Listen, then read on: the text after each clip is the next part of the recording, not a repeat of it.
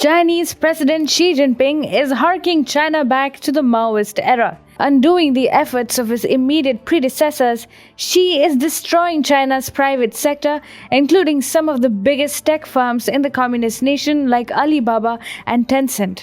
And now, China's rich class is fleeing the country under the palpable fear of a communist authoritarian system looting all their money. And the exodus of Chinese elites really exposes how the Middle Kingdom's economy is going to the dogs. Far from wooing foreign investors, China is also losing domestic investment to overseas destinations. Also, it discloses the harsh reality of hollow Chinese nationalism.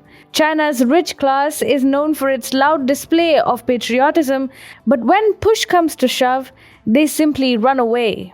As per a latest SCMP report, the number of rich Chinese individuals moving abroad to keep their financial assets secure has grown steadily in recent years. What people in China fear is the growing likelihood of an action-packed campaign by Xi Jinping against the communist nation's private enterprises and businesses. They fear that the CCP will suddenly seize their assets and leave them impoverished.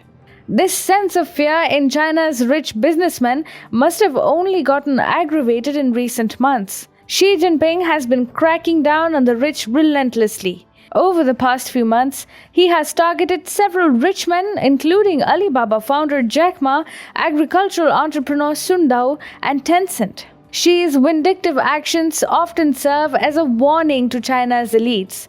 At a fundamental level, China remains a communist state. China's rich businessmen understand that the CCP will take over their properties whenever it wants. So their main goal is to migrate to some other nation where they can keep their families and their money safe.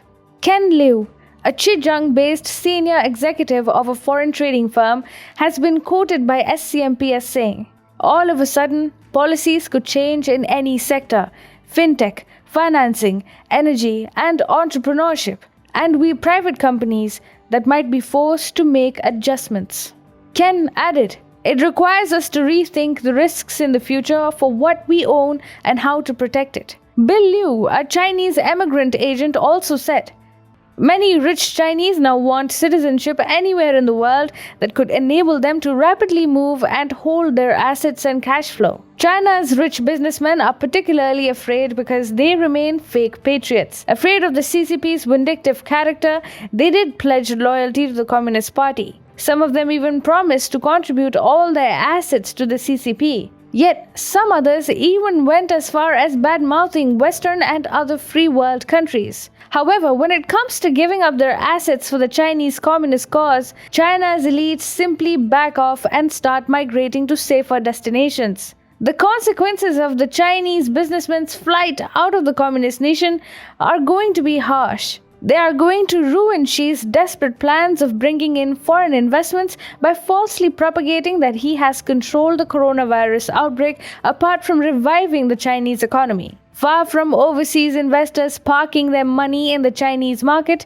even Chinese investors want to shift to other locations. China's stock markets are performing terribly. Its tech industry is also going south, and now even Chinese businessmen are giving all the wrong signals. Xi's wrath and hollow nationalism are thus going to destroy China's economy.